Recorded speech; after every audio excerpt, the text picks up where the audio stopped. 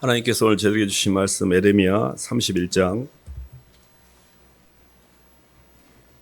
31절로 34절 말씀인데요. 찾아서 읽어보겠습니다.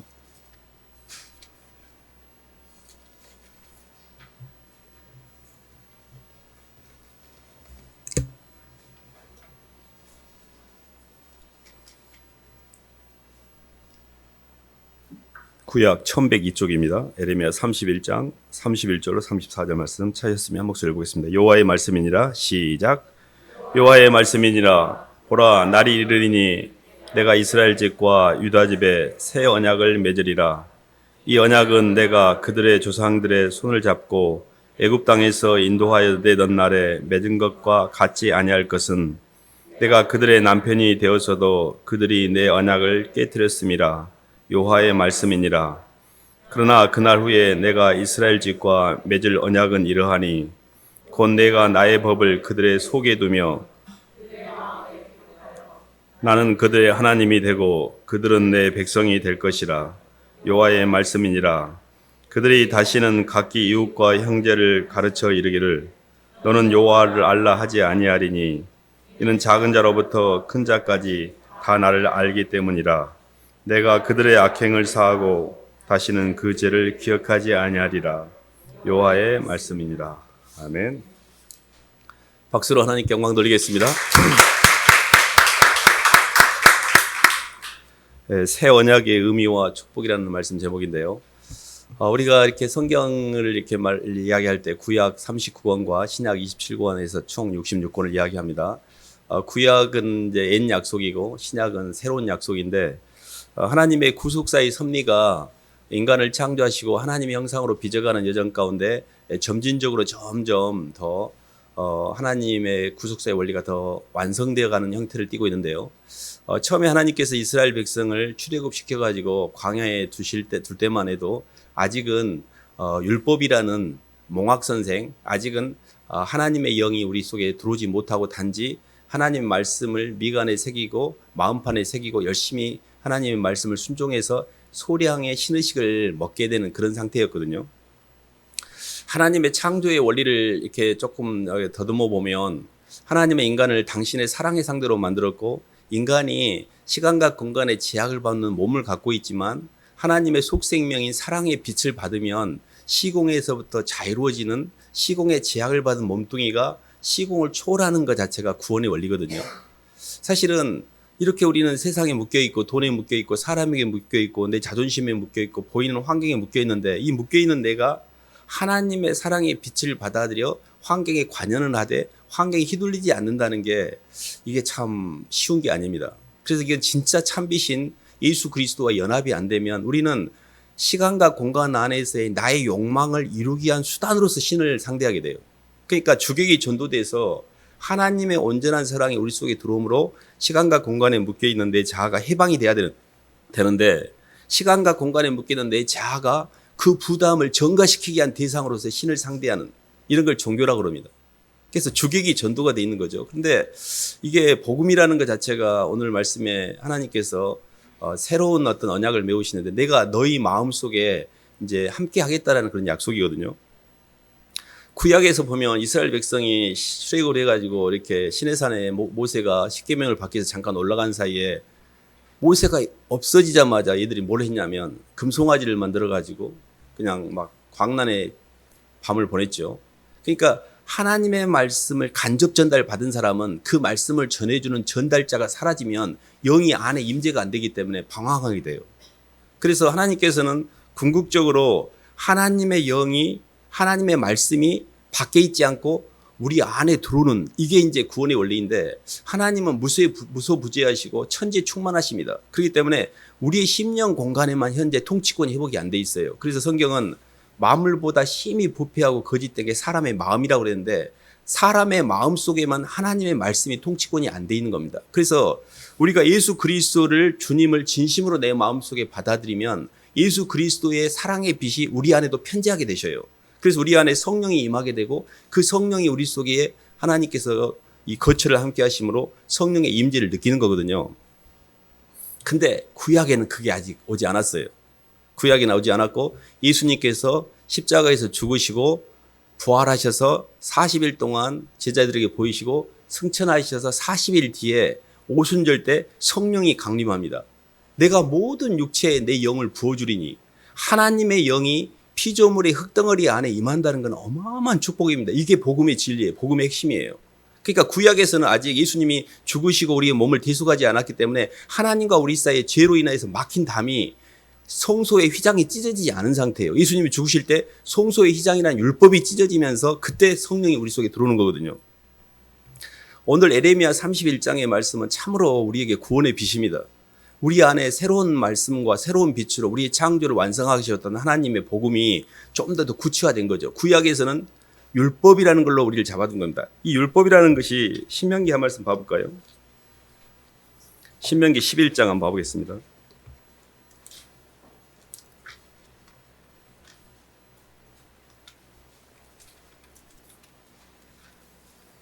18절로 20절 말씀.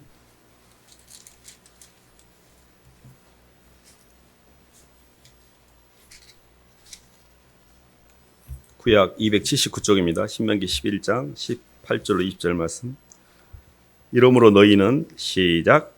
이러므로 너희는 나의 이 말을 너희의 마음에 두고 또 그것을 너희의 손목에 메어 기호를 삼고 너희 미간에 붙여 표를 삼으며 또 그것을 너희의 자녀에게 가르치며 집에 앉았을 때인지 길을 갈 때인지 누웠을 때든지 일어날 때인지 이 말씀을 강론하고 또 내 집 문설주와 바깥문에 기록하라. 아멘. 그러니까 하나님 말씀을 사방간데 그냥 냉장고에다 붙이고 문에다도 붙이고 사방간데 붙이고 그것을 계속 잊어버리지 말고 기억하라는 뜻이거든요. 근데 하나님의 성령이 우리 속에 임하면 그럴 필요가 없다는 이야기죠. 영적으로 의식작용이라는 것과 영적작용이 있습니다. 선악과를 따먹은 다음에 지적으로 좀 접근을 해보면 인간이 하나님을 떠난 이후에 어떤 방향을 좀 정리를 해보면 이런 건데요. 하와가 선악과를 따먹고 숨었습니다. 근데 너 왜 숨었니? 이렇게 주님이 아버지 하나님께 물어보시니까 제가 벗었으므로 부끄러워서 두려워서 숨었습니다라고 이렇게 이야기합니다. 근데 누가 너가 너를 벗은 거를 알려줬어? 이렇게 물어보시거든요. 이게 뭐냐면 하나님을 의식하며 하나님과의 관계성 속에 살았던 피조물이 나를 의식한 거예요. 드디어. 나 벗었잖아. 나 좀 부끄러워. 나 지금 창피해. 나 무서워. 이게 선악과를 따먹고 나를 의식하는 게 타락의 첫 번째 단계예요. 그렇기 때문에 우리가 다 나를 의식하는 게 마귀라는 걸 잘 인지하셔야 됩니다. 하나님의 영광을 위해 창조된 피조물은 어떻게 감히 나를 느낍니까? 이 선악과는 의식작용인데 영적 작용하고는 달라요. 계속해서 모든 중심이 나가 마귀예요. 그래서 이 선악과를 따먹고 의식이 그때 분산이 돼요. 살아가면서 내가 많이 요즘 힘들다 이런 말은 생각이 굉장히 많아지면 많이 힘든 겁니다. 의식이 분산과 집중이 있는데 생명과는 의식이 다 집중돼요. 한 점에. 만물이 주에게서 나와서 주로 말미암고 주에게로 돌아가기 때문에 이것도 아버지께서 허락하신 것이 내가 뭔디 따따붙다 하냐라고 절대 그것에 대해서 선악과를 따먹지 않기 때문에 의식이 분산이 안 돼요. 근데 자꾸 왜 이런 일이 일어나는 거야? 누구 때문에 이런 일이 일어나는 거야? 왜 내가 이렇게 힘든 거야? 라고 그 원인을 환경과 사람에서 찾으니까 계속해서 의식이 분산되니까 그 분산된 생각 때문에 두려움을 느끼는 거예요. 그러니까 숨는 겁니다. 이렇게. 그래서 영적으로 보면 하나님의 영이 우리의 통치권을 온전히 못 받은 구약의 상황과 하나님의 말씀을 배우고 교회를 다녀도 아직은 예수 그리스도의 심령이 내 안에 온전히 거하지 않아서 율법을 지키려고 하는 수준으로 살게 되면 항상 두려워요. 의식이 분산되고 있기 때문에요. 그래서 첫 번째 이렇게 저희가 하나님의 새로운 언약으로 들어가는 그 통로에서 의식을 잘 봐야 됩니다. 로마서 8장에 그 말씀이 좀 있는데 찾아볼까요? 로마서 8장.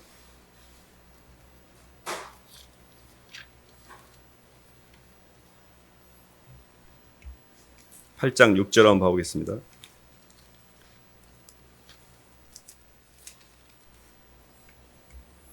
8장 5절 6절 신약 249쪽입니다. 육신을 따르는 자는 시작. 육신을 따르는 자는 육신의 일을, 영을 따르는 자는 영의 일을 생각하나니 육신의 생각은 사망이요 영의 생각은 생명과 평안이니라. 아멘. 생각이라는 것 자체가 육신의 생각이 있고 영의 생각이 있습니다. 육신의 생각은 육신을 쫓는 자는 육신을 따라 생각한다고 그랬는데 육신의 생각이 핵심이 뭐냐면 내 욕망을 생각하는 거예요. 내 원관을 생각하는 거예요. 내가 중심이 되면 그게 육신의 생각입니다. 그러니까 원래 하나님께서 우리 안에 흙과 생기를 집어넣어서 거푸집을 만들고 속사람으로 속생명으로 하나님의 사랑의 빛을 넣으려고 했어요. 근데 인간이 흙에다가 거푸집을 넣은 하드웨어는 만들었으나 속생명을 채우는 데 실패하므로 속생명이라는 게 안에 빛이 들어와서 그 사랑의 빛 때문에 바깥 세계에 대한 밸런스, 균형이 맞게 되어 있습니다. 근데 이게 비어버리니까 눈이 밝아져서 바깥으로 향하는 거예요. 내 모든 필요가 바깥에 있는 거예요. 선악과가 뭐냐면 눈이 밝아져서 바깥에서 내 모든 필요를 채우려고 하는 자기 이 고민이 선악과예요. 그런데 믿음은 뭐냐면 안에서 주님을 만남으로 밖에 있는 환경부터 해방되는 게 믿음이에요. 사람이 누구를 사랑하잖아요. 사람의 사랑을 받으면 시공에 대한 부담이 완전 없어져요. 이게 구원의 원리예요.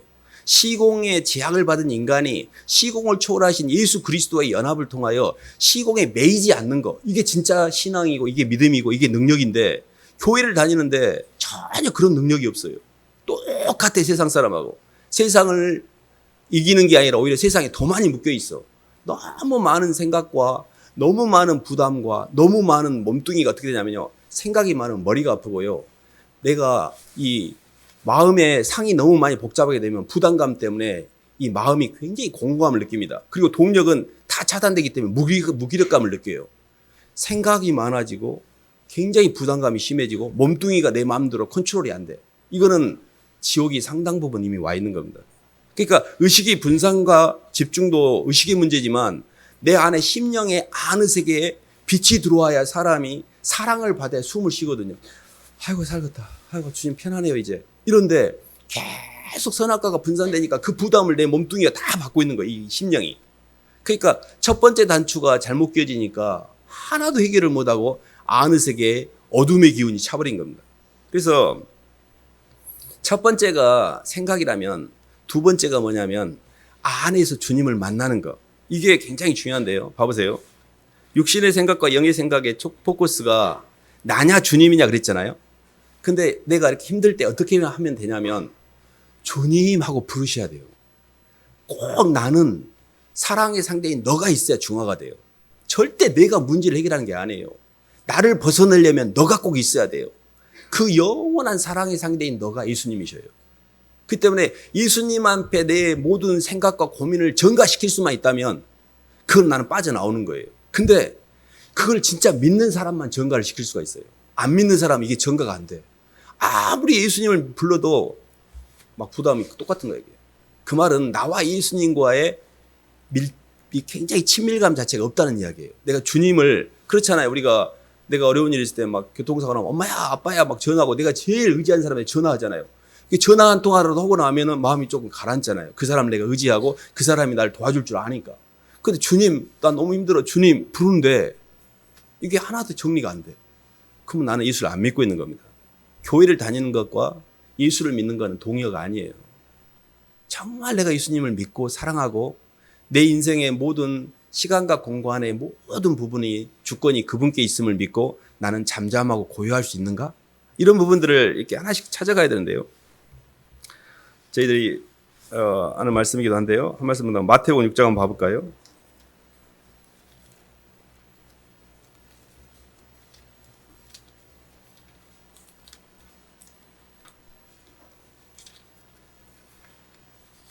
(6장) 31절로 33절 한번 보겠습니다. 마태복음 6장 31절로 33절. 그러므로 염려하여 이르기를 시작. 그러므로 염려하여 이르기를 무엇을 먹을까 무엇을 마실까 무엇을 입을까 하지 말라. 이는 다 이방인들이 구하는 것이라. 너희 하늘 아버지께서 이 모든 것이 너희에게 있어야 할 줄을 아시느니라. 그런즉 너희는 먼저 그의 나라와 그의 의를 구하라. 그리하면 이 모든 것을 너희에게 더하시리라. 34절까지 읽겠습니다. 그러므로 내일을 위하여 염려하지 말라. 내일 일은 내일이 염려할 것이요 한날의 괴로움은 그날로 족하니라. 아멘. 마음속에 근심과 걱정과 염려와 눌림이 있다는 이야기는 아직 주님의 임재의 세계로 안식의 세계로 못 들어가서 내 영혼이 시간과 공간 안에 분산되고 있는 흩어지는 것들을 잡으려고 몸부림을 치고 있기 때문에 힘든 거거든요. 그러니까 이 밖의 세계라는 거 환경이라는 세계는 허상의 세계입니다. 이게 보이는 건 다 허상의 세계예요. 허상이라는 말이 없다는 게 아니라 변하여 무로 돌아간다는 뜻이에요. 그렇기 때문에 내가 아무리 밖에서 그것을 취해도 그게 내 것이 안 돼요. 잘 봐보세요. 선악과라는 게 뭐냐면 비교 구분을 해서 상대적으로 좋은 거를 취하려고 하는 자기 선택이잖아요. 근데 좋은 거를 선택하면 선택할수록 내 자아가 올라가게 돼 있어요. 그럼 자아가 올라간 만큼 그 부담감이 더 크기 때문에 더 좋은 걸 선택하고자 하는 자기 부담에 더 잡히는 거예요. 그러니까 내가 아무리 환경에 나가서 행위를 통해서 내가 노력을 통해서 좋은 거를 취해가지고 내 이 삶의 부담을 해결하려고 아무리 노력을 해도 계속 내 부담감이 올라가고 있는 거예요. 그것이 마귀가 움직이는 동선입니다. 내 노력을 통해서 선악과를 비교 구분해서 더 좋은 걸 택함으로 하나님의 없이도 시간과 공간의 제약성에서 내가 해방될 거야. 나는 시간적으로 공간적으로 누구한테 의지하지 않고 내 힘으로 살 거야. 이게 마귀가 하는 길이거든요. 그러니까 자기 노력을 엄청 해야 됩니다. 근데 항상 힘드는 거예요. 그래서 기준, 중심을 잘 보셔야 돼요. 내 인생의 기준은 무엇인가? 가정인가? 직장의 돈인가? 내 가족인가? 아니면 예수 그리스도를 믿는 믿음 안에 있는 교회인가? 삶의 기준 자체가 중심이 직장과 가정으로 사는 사람이 굉장히 많습니다. 직장으로 사는 사람이 돈 중심으로 사는 사람이고 가정으로 사는 사람이 그나마 조금 더 사람 중심으로 사는 거예요. 근데 그것들은 우리를 구원해 주지 못합니다. 예수 그리스도를 믿는 믿음 안에서 하나님의 백성으로서 일생을 사셔야 돼요. 이 교회로서 내가 교회가 돼야 됩니다. 교회를 다니지 마시고 교회가 되셔야 돼요. 교회는 내 주 예수 그리스도를 머리로 인정하는 그분을 진심으로 사랑하는 무리들이 모인 게 교회입니다.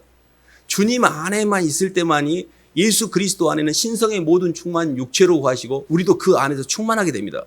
예수님의 충만의 임재가 하나님의 신의식이 접붙임을 통해서 우리 의식의 전이가 돼요. 예수님이 사랑하는 그 사랑이 내게 전달될 때 나도 시간과 공간에 묶여있는 내 자아가 시공으로부터 해방이 되는 거예요. 근데 이게 굉장히 중요한 겁니다. 그러니까 땅에서 뭐를 막 움직여갖고 뭐를 성취하고 뭐를 키우고 막 넓히고 이게 중요한 게 아니라 하나님의 은혜로 말미암아 아무리 환경이 열악해도 감사가 넘치고 평안하고 내 인생이 굉장히 공고한 상태. 사도 바울이 그랬지 않습니까? 내가 풍부에 처할 줄도 하고 궁핍에 처할 줄도 하고 모든 일에 배부름과 배고픔의 일체의 비결을 배웠노니 내게 능력 주시는 자 안에서 내가 모든 걸 할 수 있느니라. 그리스도 예수 안에서 발견되는 그 발견을 위해서 내게 유익한 모든 것을 배설물로 여기면 그리스도를 얻고 그 안에서 자신을 발견하기 위함이라 그랬고 그리스도를 예수를 아는 지식이 가장 고상하기 때문에 그 고상한 지식을 위해서 내 육신의 것들을 버렸다라고 고백하고 있습니다. 영적으로 이렇게 보면 왜 근심하고 걱정하고 염려하느냐? 보이는 것을 통해서 내 문제를 해결하려고 하기 때문에 그렇습니다. 그래서 이제 저희가 새 언약이라는 게 하나님의 사랑이 예수 그리스도를 통해서 성령으로 저 육신 속에 온전히 부어집니다.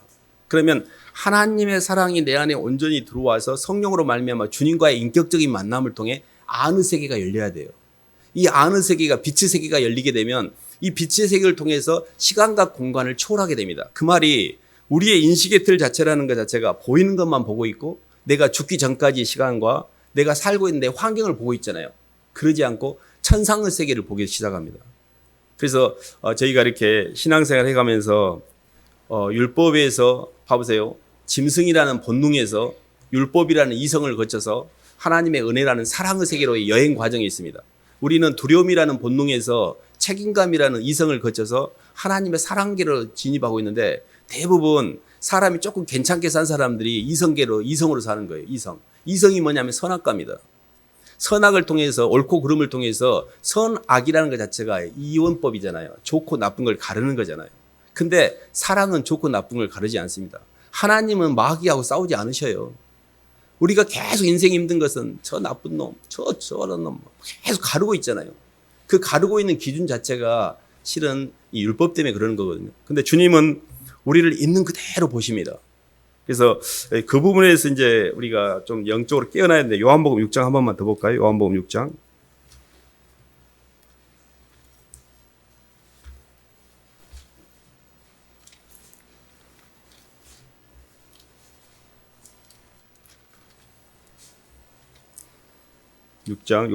6장 63절 한번 보겠습니다.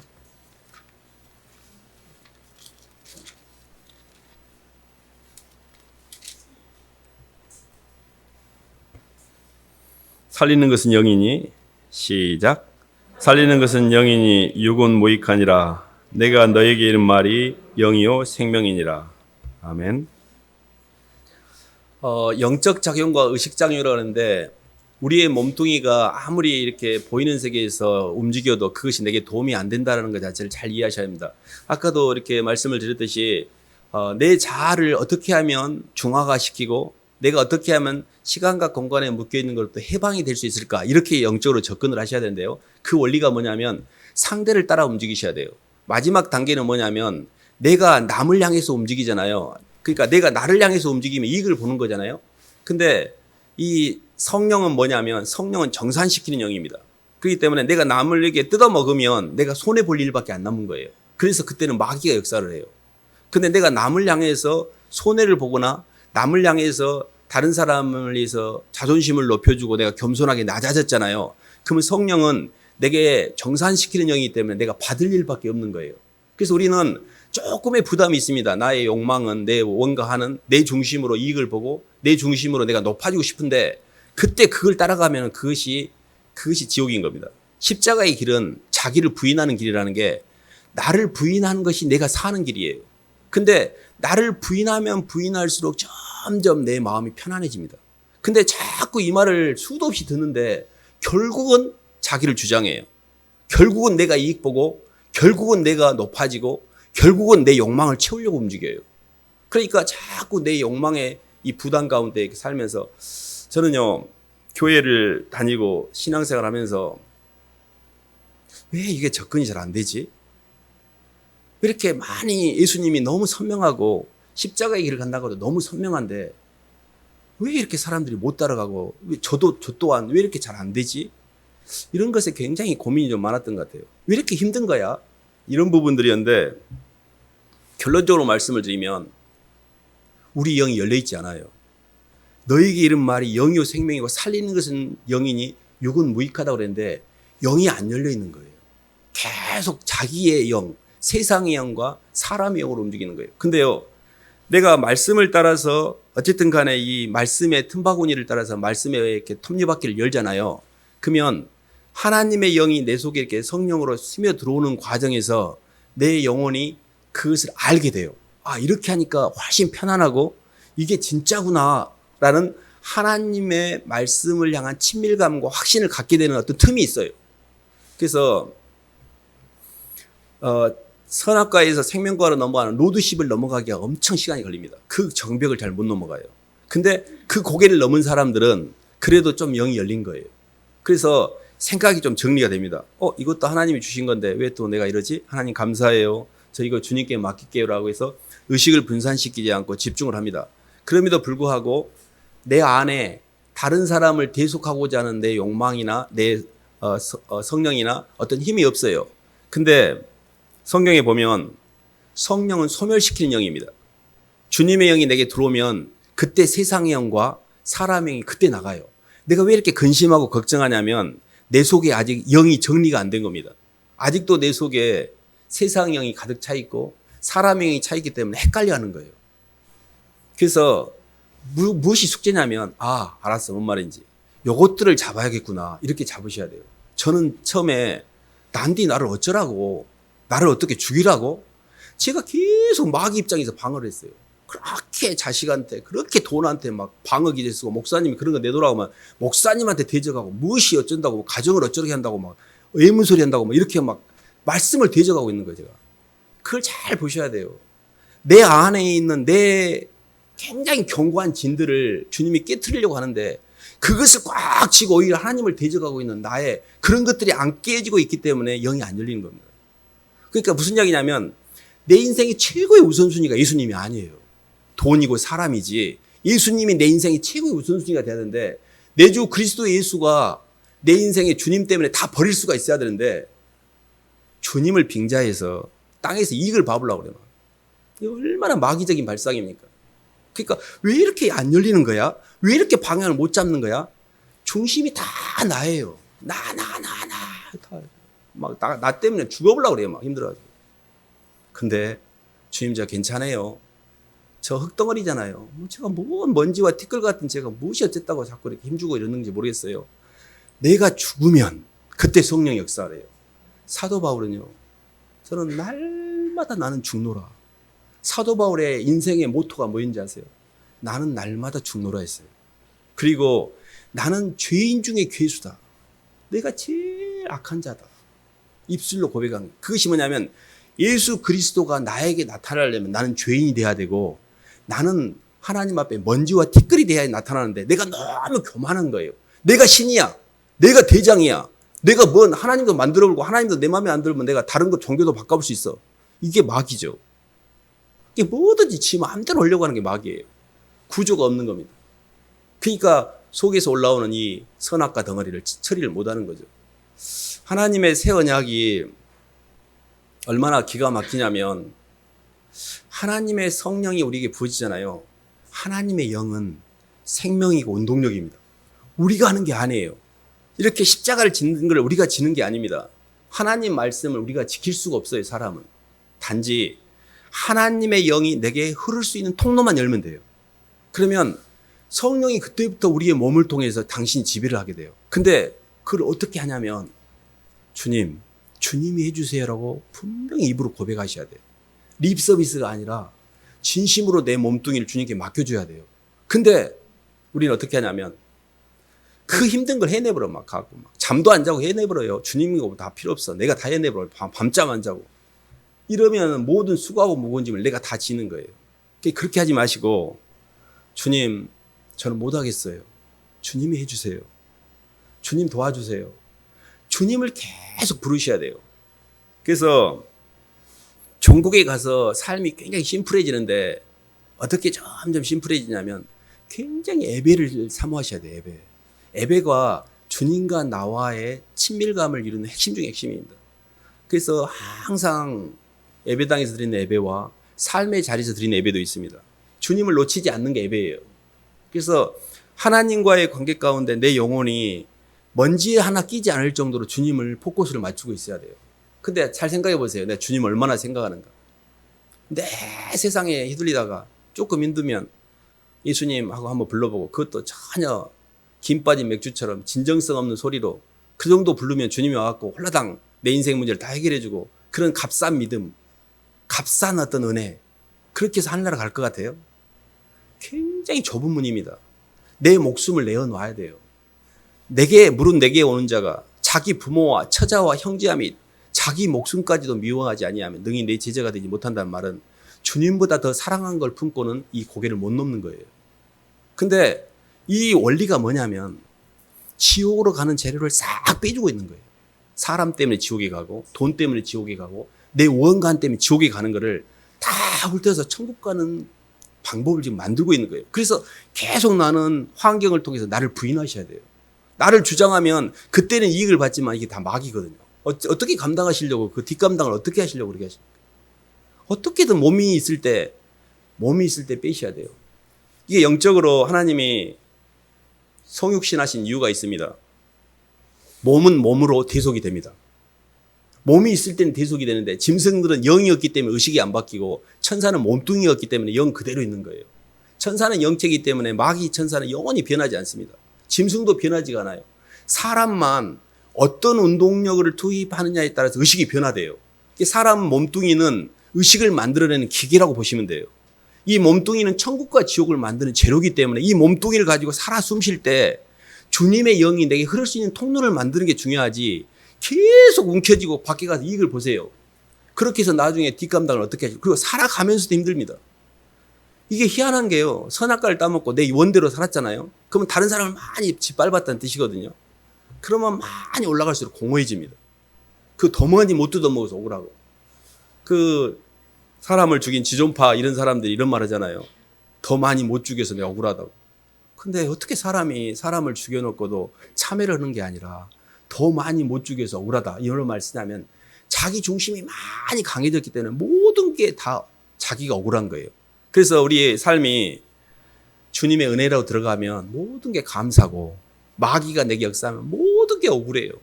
모든 게 억울하고 모든 게 분한 것은 환경이나 사람의 문제가 아니라 내 영의 문제예요. 그걸 잘 보셔야 됩니다. 그래서 저희가 이렇게 영적으로 가면서 두 가지를 포인트를 맞추셔야 하는데, 하나는 주님과의 관계, 또 하나는 사랑과의 관계입니다.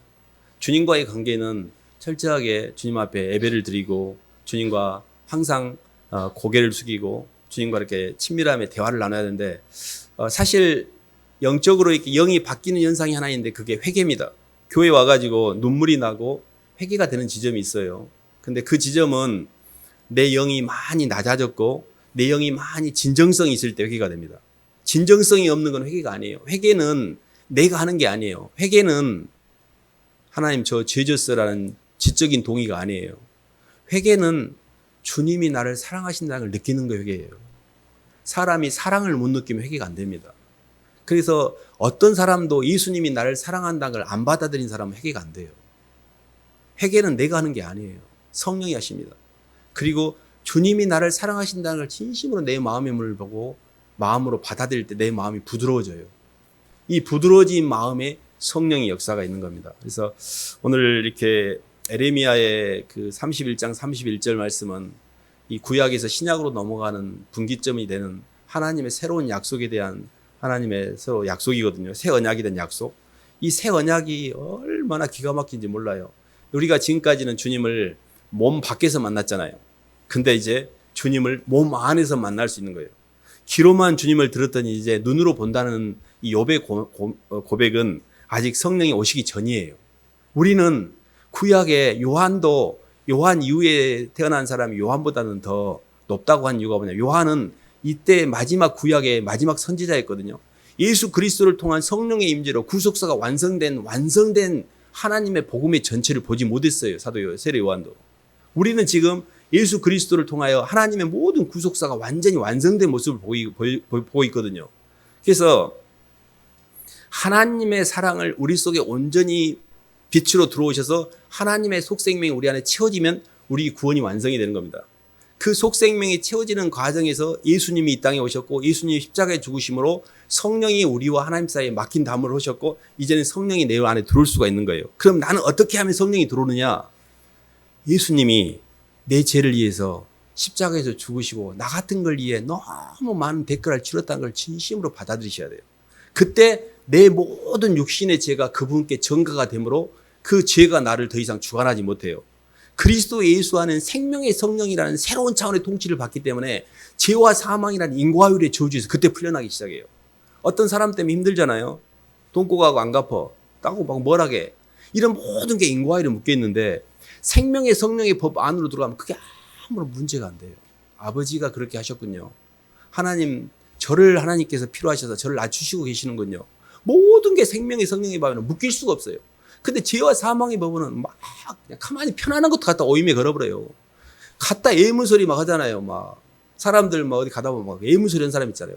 너무 많이 묶여있기 때문에 그냥 막 누가 자기 옆에서 뭔 말 하면 비웃었다고 그러고 나를 뭐라고 험담했다고 그러고 막 너무 많이 묶여있는 것은 그 사람이 마귀한테 많이 잡혀본 거예요.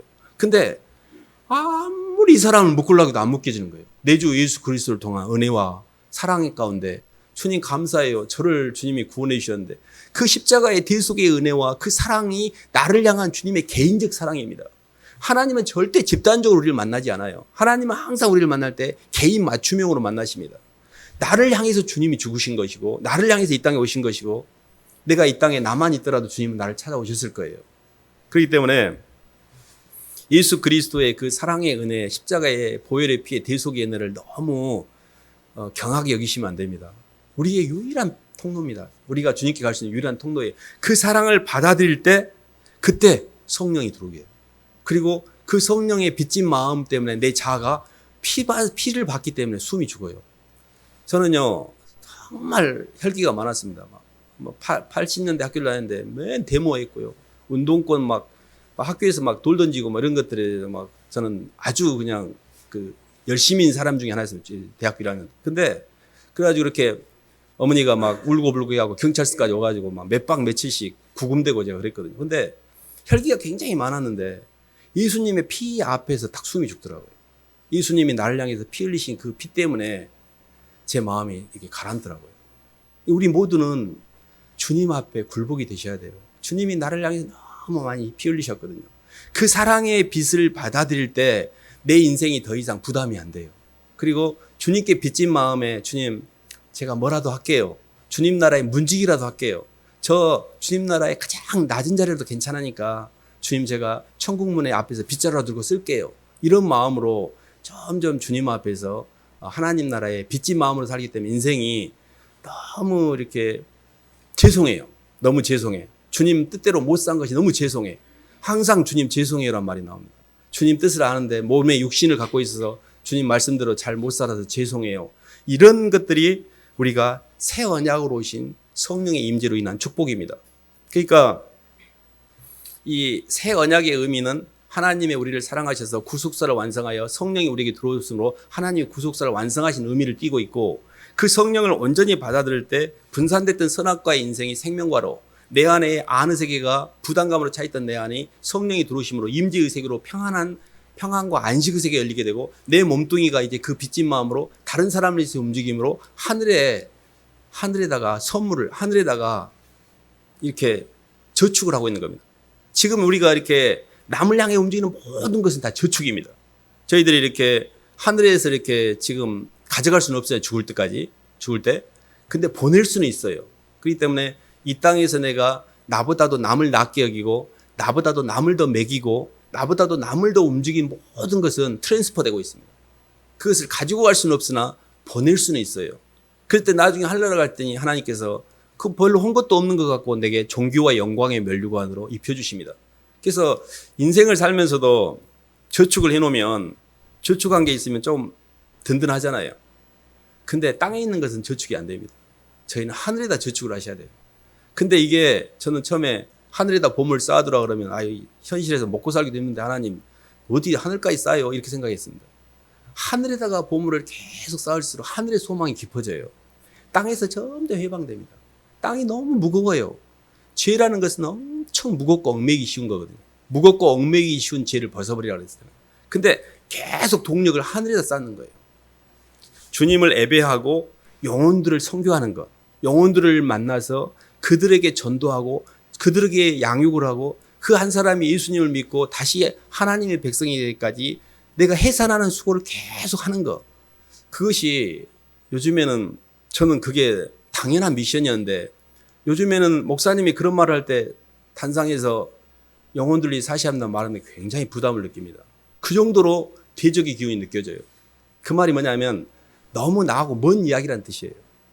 저는 그게 너무 중요한데, 주님을 만나고 영혼들을 위해 내 삶을 살아야 되는데 그 말을 하기가 굉장히 부담스러워요. 그만큼 우리가 많이 높아져 있다는 뜻이고, 영적으로 우리가 많이 사람에게 관심이 없다는 뜻입니다. 저는요, 죽을 때 남고 죽을 때 나를 가장 존귀해 주는 게 내 소망이나 기쁨이나 자랑이 무엇이냐, 우리 주 예수 앞에 너희가 아니냐, 너희는 우리의 영광이고 기쁨이라 해서 영혼들밖에 없어요. 영원히 죽지 않는 게, 살아있는 게 영혼들입니다. 사람에게 투자하셔야 됩니다. 사람을 어쨌든 전도하고 그들을 기르고 그들 때문에 내가 아파하고 그들의 말도 안 되는 그런 삶을 견디고 그걸 통해서 그 사람이 점점 변해가고, 이것이 실은 그 사람을 향해서 움직이는 동안에 실은 나도 좋아지고 있는 겁니다. 내 안에 있는 모든 쓰레기가 그때 빠져요. 그래서 결론적으로 말씀을 드리면 주님과의 만남, 그리고 사랑과의 만남, 그 중보자로서 우리를 불렀습니다. 예수님께서 하늘 아버지의 사랑을 우리에게 전하셨고, 우리가 하늘 아버지의 사랑을 받기 위해서 우리 속에 주님께서 십자가의 죽음을 통해 대속하셨잖아요. 주님이 살았던 길은 하늘과 땅을 연결하는 중보자로 사셨습니다. 그럼 우리는 어떻게 살아야 되냐? 예수님과 세상 사람을 연결하는 중보자로서 우리가 가는 길입니다. 근데 이게 너무 영광스러운 길입니다. 그래서 위로는 주님을 만나서 주님께 예배하고 주님께 찬양하고, 주님과 만나서 예수님 사랑해요, 예수님 감사해요, 주님만 부르면 내 속에 있는 상한 감정이 다 치유가 되고, 주님만 생각하면 내 모든 눌림과 염려가 해결이 되고, 주님 제가 이제 그 주님이 주신 은혜 제가 이제 갚으면서 살게요라고 그 잉여 동력으로 조금 움직였는데 그걸 통해 또 많이 하나님께서 베풀어 주십니다.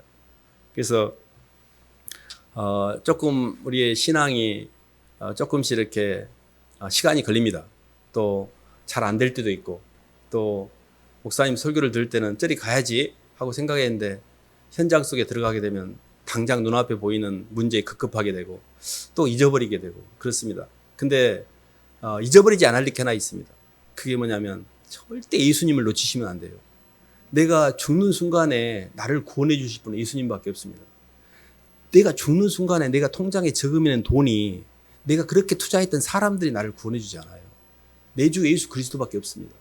주님 사랑합니다. 주님밖에 저는 없어요 라고 고백하셔야 됩니다. 그래서 주님과 잘 동행하시기를 주님의 이름으로 축원합니다.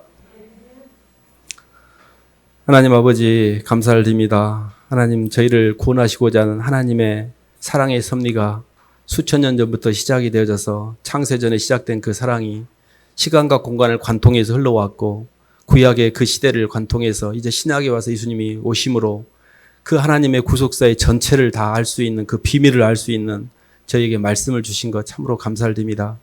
하나님 그 비밀을 알고 있음에도 불구하고 아직도 저희는 육에 잡혀 있고 땅에 잡혀 있고 주님과의 동행보다 세상에서의 마귀와의 동행이 더 아버지 달콤하고 좋아서 아버지 아직도 주님을 마음에 두기 싫어하고 세상을 향하고 있는 저희의 불신을 보게 됩니다. 주님 회개하게 도와주시고 앞으로 남은 생애는 주님 중심으로 교회 중심으로 하나님의 말씀 중심으로 사는 결단을 하게 도와주셔서 더 이상 세상에 질질 끌려다니지 않고 세상을 이기고 세상에 선한 영향을 끼치며 살 수 있도록 인도하여 주시옵소서. 예수님 이름으로 기도드립니다.